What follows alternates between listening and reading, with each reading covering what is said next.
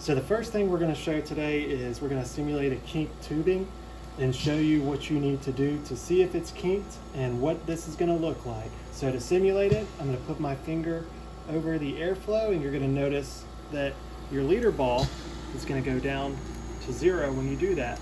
And then in just a second, we'll see the kinked tubing alarm start here. So you can see here, this is going to start beeping at you like this when you have a kinked tubing. Notice the light is still on green. Sometimes it's on yellow, sometimes it's on green. But if you hear this alarm, you know the tubing is probably kinked. So what you want to do is take your tubing off, and you should see your ball jump back up to wherever it was before. After you've taken it off, the alarm will stop, and you'll know that you fixed your kinked tubing. I would recommend you going through your line of your tubing and seeing if you can find the kink and work that out. And then when you hook it back up, you should notice that the ball stays at the same place. If you don't have a kink, that ball should not move once you hook the tubing to it. So now we're going to simulate what would happen if your ball, your leader flow ball, is turned too low.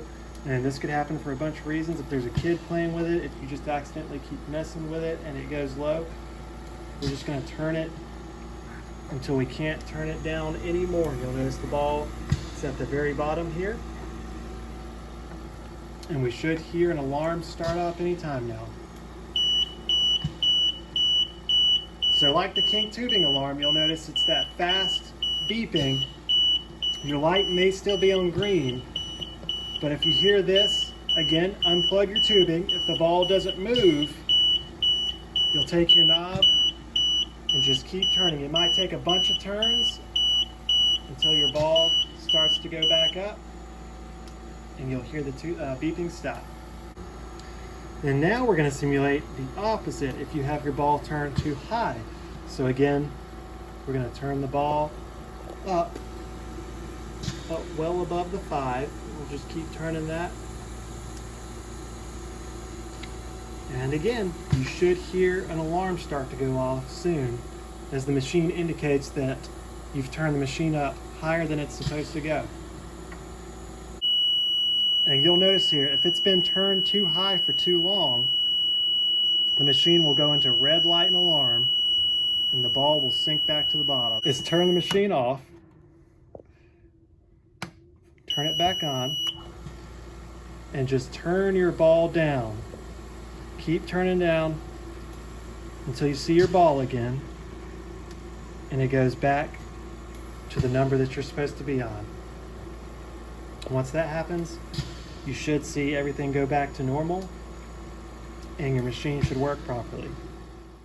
If the machine still goes into alarm when the ball is in the right place, then your machine probably has a malfunction, and you do want to go ahead and call Poinsett Medical as soon as possible. All right, so if you see a yellow light here and you don't have any alarm going on, one of the problems could be that your filter needs to be cleaned on the machine. So what you want to do is flip around and take your filter off the back here. Just take a look at it, see if it's dirty. Go ahead and run it through the sink and get any dust or anything else that's on it off of it.